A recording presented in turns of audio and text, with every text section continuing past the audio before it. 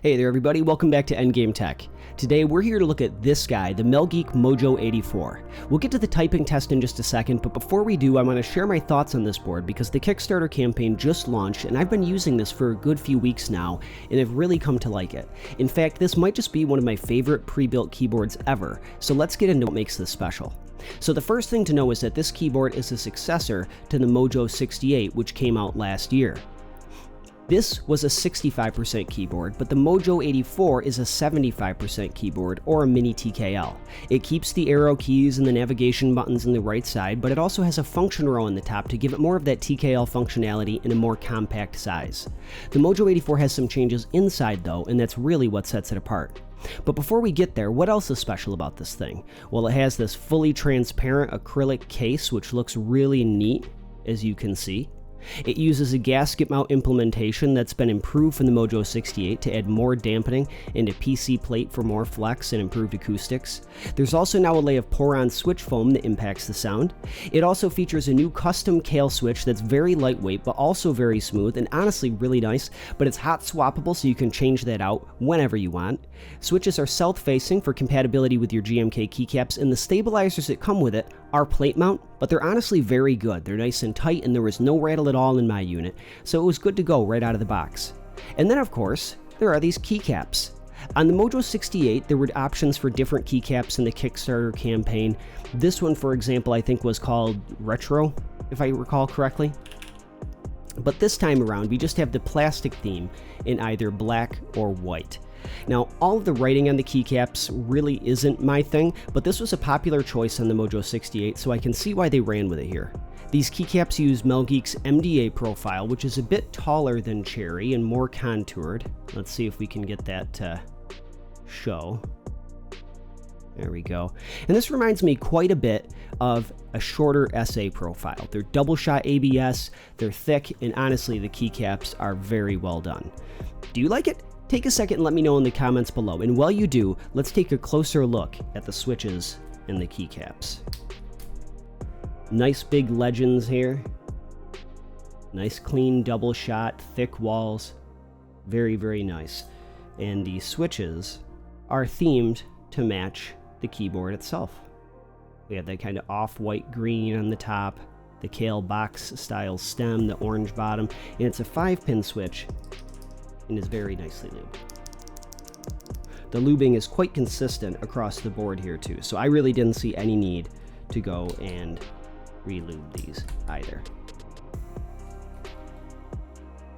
Now, really what all of this adds up to is a pre-made custom keyboard. You're getting the custom keyboard experience without having to buy all of the parts separately and build it yourself. I mean, take for example how this board comes together.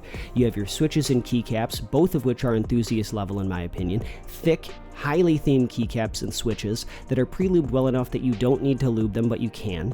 Below that, we have a PC plate on top of a layer of pour-on plate foam for sound dampening. Below that, we have pour-on switch foam for sound tuning, and then below that is a thick layer of silicone to get rid of any hollowness and make the keyboard sound full and feel really solid. It's all really well done, and that's not even all. It can also connect wired or wirelessly. There's USB connectivity, of course, but you can also have Bluetooth and 2.4 GHz wireless, so it's just as responsive as a wired gaming keyboard, but wirelessly.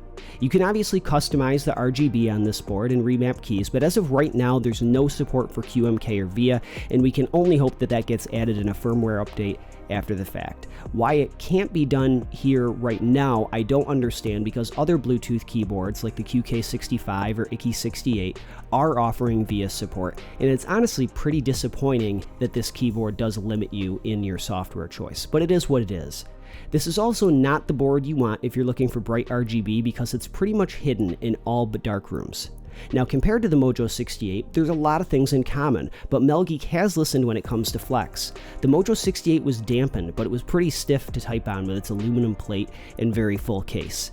The 84 is still full, but the PC plate really does help with flex. You can see it right here. That said, like the Mojo68, this is definitely a board I would recommend tape modding. Out of the box, it has a very lightweight sound, and a single layer of tape deepens it and adds some nice pop to it. That's really too bad though, because it definitely seems like Melgeek does not want you opening this case. It is genuinely one of the tightest cases I've ever had to get into, short of the Mojo68. You literally have to put picks in between all of the clasps or on the outside the first time you open it, or it'll just snap closed again. And there's a lot of them. There's, I think, 14 or 16 on the whole keyboard. Now I'm going to tape mod this now and let you hear it before or after, and watch as we go about opening this.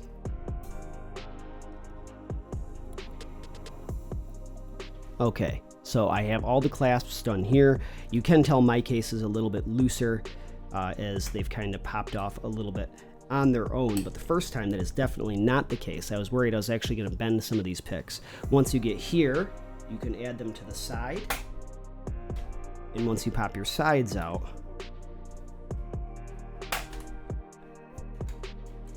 then you can just go about getting the other side.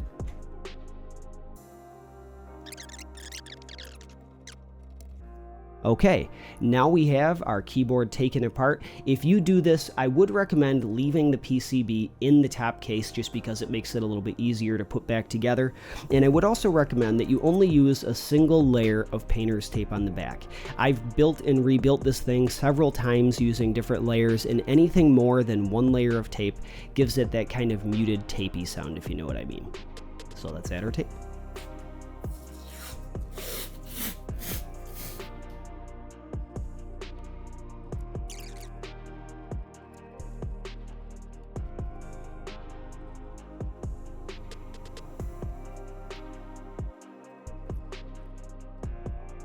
Okay, and with that done, all we have to do is put the battery back into position and press it back together.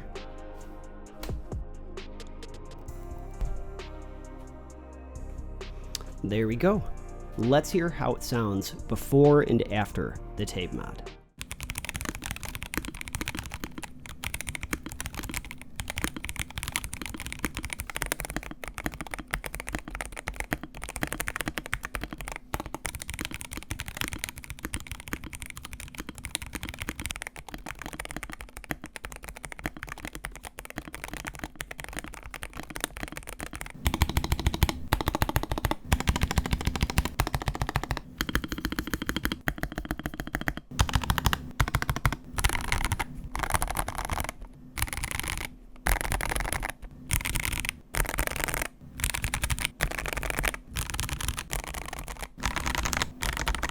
Just like the Mojo68, it sounds good all on its own, but if you want a little bit more Thock to your sound, that little bit of tape is all you need.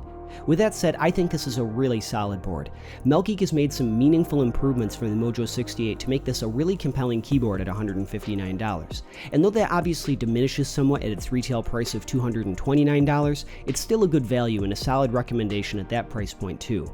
And I say that with the knowledge that there's other competing plastic keyboards like the Icky68 or KBD Fans, KBD67, or Tiger Lights. The biggest reason is that while it may not be as bouncy, you're getting a very complete, well-built package here. The materials and build quality are absolutely higher than the KBD67 Lite, which is a good board in its own right, but takes a backseat to the Mojo84 in virtually every way. And also, this has the 75% layout, which those keyboards don't, and it has this really unique theme to it, which you're going to pay for a little bit. But most importantly, this keyboard is literally ready to use out of the box and is tuned to an enthusiast standard without you having to do anything. At least on my copy. Stabilizers are a finicky thing, and we'll have to see how that shakes out in mass production.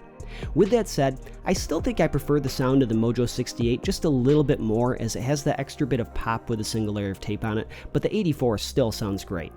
I would also have liked to have seen other color options or keycap profiles, and the lack of QMK or VIA support is a big omission, especially on a board like this that leans so heavily into the enthusiast side of things, and when most of the competition has it, not having it could be a deal breaker.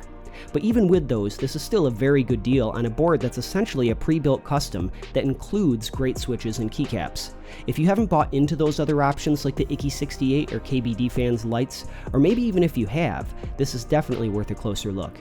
And with that, thank you everyone for watching, and are you planning on checking out this keyboard? What did you think of this new video format? Let me know what you think in the comments below, and be sure to hit those like and subscribe buttons for more. Until next time, be good to each other. You only live once.